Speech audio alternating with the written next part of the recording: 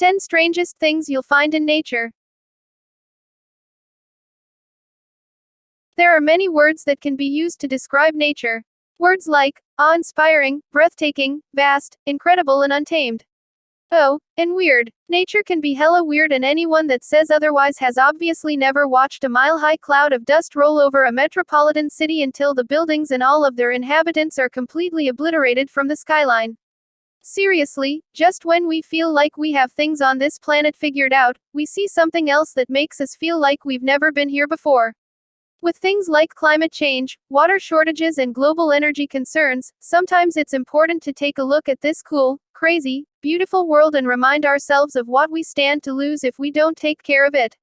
We want more than anything to preserve our wild lands, animals, and oceans, as well as birds that sound like ray guns and trees that look like they're vying for the lead in Joseph and the Amazing Technicolor Dreamcoat. Let's face it, the wacky stuff is a cool piece of this puzzle we call life, and we can't get enough of it. The lyrebird, either of two species of Australian birds family Menuridae, order Passeriformes, named for the shape of their tail when spread in courtship display. The name also aptly suggests a musician. Inhabiting forests of southeastern Australia, lyrebirds are ground dwellers, and their brown bodies rather resemble those of chickens. In the so-called superb lyrebird, the male's tail consists of 8 pairs of ornate feathers, which resemble a lyre when erect. There are 6 pairs of filmy whitish feathers. 1 pair of 24 to 30-inch feathers that form the arms of the lyre are broad and curled at the tip and are silvery on one side and marked with golden-brown crescents on the other. There are also 2 equally long, wires, narrow, stiff, slightly curved feathers that correspond to a lyre's strings. They are situated in the center of the curved arms.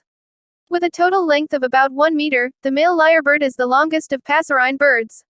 Lyrebirds were formerly thought to be related to pheasants or to the birds of paradise. They are now grouped in the suborder Passeri. Carnivorous trees. Carnivorous plant, sometimes called insectivorous plant, is any plant especially adapted for capturing and digesting insects and other animals by means of ingenious pitfalls and traps. Carnivory in plants has evolved independently about 6 times across several families and orders. The more than 600 known species of carnivorous plants constitute a very diverse group, in some cases having little more in common than their carnivorous habit. The conspicuous trapping mechanism, which is always a modified leaf, draws special attention to these plants.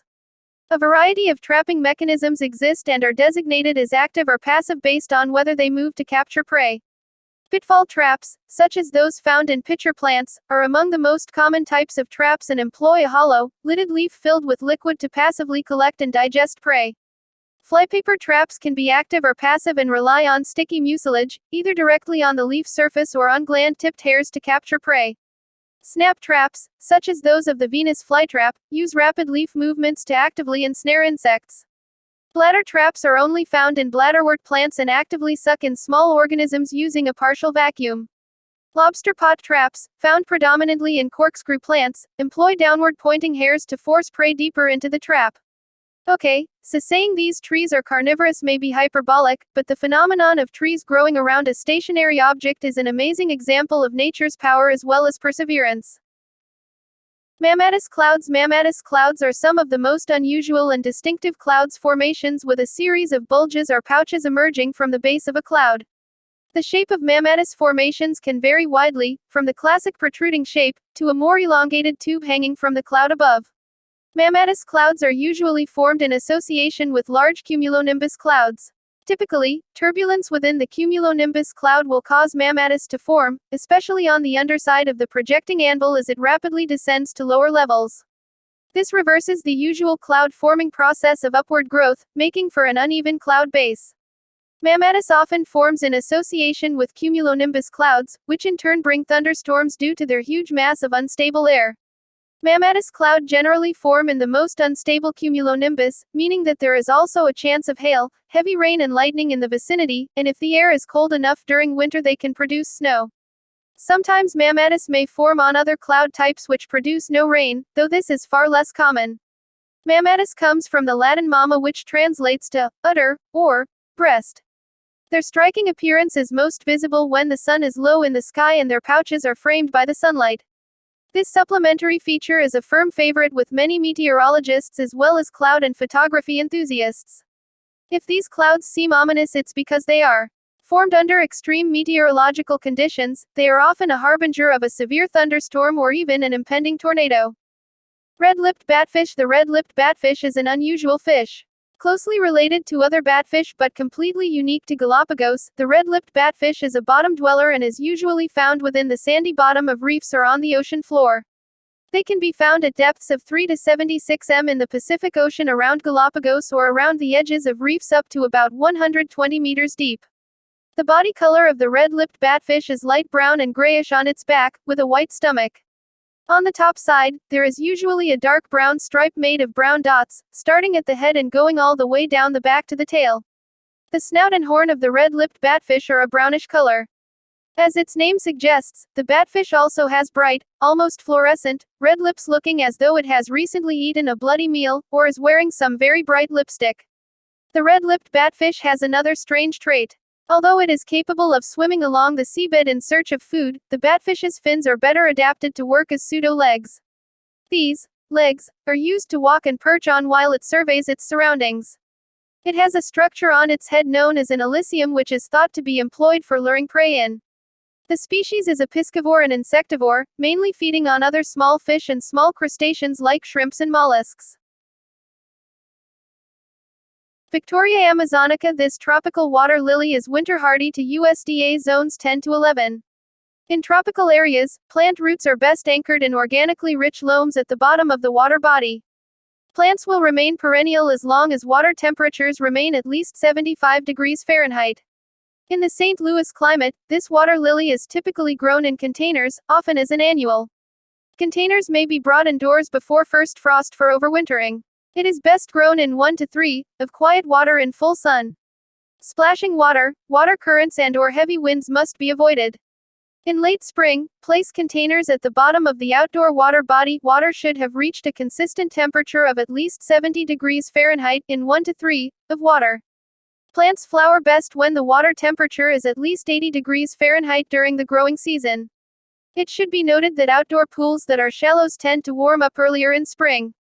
Plant seed in containers in late winter and immerse the containers in water that is 85–90 degrees Fahrenheit.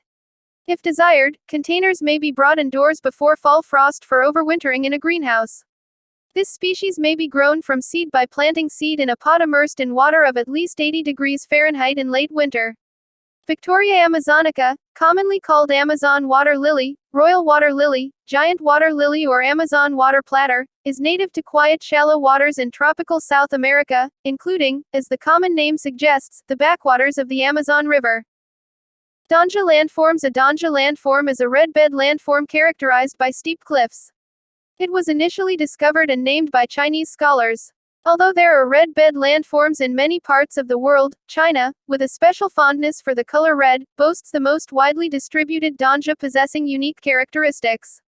This is a mesmerizing natural formation and a special gift that nature has bestowed upon this country. China has so far discovered more than 800 locations of Danja landform, among them, 6 in the provinces Guangdong, Zhejiang, Jiangxi, Fujian, Hunan, and Guizhou are the most representative ones. These 6 regions fully demonstrate the complete evolution of Danja from early stages to old age. Their uniqueness and integrity have won international recognition. In 2010, the 6 regions were successfully listed on the World Heritage List under the name, China Danja. Red crab migration. Christmas Island red crabs are famous throughout Australia and the world for their bright red color and for their spectacular annual migration to the sea. Millions of crabs become rivers of red as they move from Christmas Island's interior rainforests to the ocean to breed and lay eggs. During migration, red crabs climb over and around obstacles in their way, following the same migration paths every year. Christmas Island red crabs live on Christmas Island in the Indian Ocean off Australia's northern coast, about 240 miles (380 kilometers) south of Java, Indonesia. Red crabs must keep their bodies moist, so they wait for the rainy season to provide conditions that are ideal for the difficult journey. A single female can lay up to 100,000 eggs. Over 50 million Christmas crabs migrate across Christmas Island every year. Today, the red crab migration is considered one of the most popular tourist attractions on the island, but it is not the only one. Christmas Island, with its uncontaminated habitat, offers lush vegetation, beaches hidden between beautiful rocky bays and crystal clear waters where you can swim in the company of peaceful whale sharks. A real Eden still untouched by man. Elvis Presley shield bug usually found in Southeast Asia, the Pentatomoidea bug is also known as a giant shield bug. Shield bugs have glands in their thorax between the first and second pair of legs which produce a foul-smelling liquid to deter predators. Winston, a banker from Singapore, first picked up a camera in 2009 and specializes in macro photography, a unique skill revealing details hidden in normal photography. He was visiting the forest specifically to shoot insects on a macro photography trip. He added, "It was about midday, I chanced upon this stink bug and fortunately it was actually quite cooperative so I managed to takeu a number of shots at different angles. I'd had a few insects scurry away earlier that day, but there was no way this one was getting away. After I shot this bug I did some research when I got home and found out there are so many more variations of this species. I'm still hoping I will be able to capture more variations of it." Bioluminescent waves. Every wave that broke glowed like a burst of blue lightning in the ocean as it hit the shore. The bioluminescence reaction that creates a bright jolt of blue as phytoplankton are disturbed showed up again Tuesday night, October 26th and again the following night, near the same spot off Newport Beach it was first spotted in April 2020, illuminating the pitch-black beach while most of the world slept. The phenomenon was spotted by photographers Patrick Coyne and Mark Gerardo, who went viral with their video shot when it showed up in Newport Beach last year. They were joined Tuesday night by fellow photogs Josh Gravely and Natalie Orozco. The organism that produces coastal bioluminescence here, including red tides, is the dinoflagellate Lingulodinium polydra. The red tide is related to upwelling, which occurs when winds bring up nutrient-rich, deeper waters to promote the growth of phytoplankton. The relaxation from upwelling conditions is thought to be one of the factors that promotes the growth of Lingulodinium. Thank you for watching.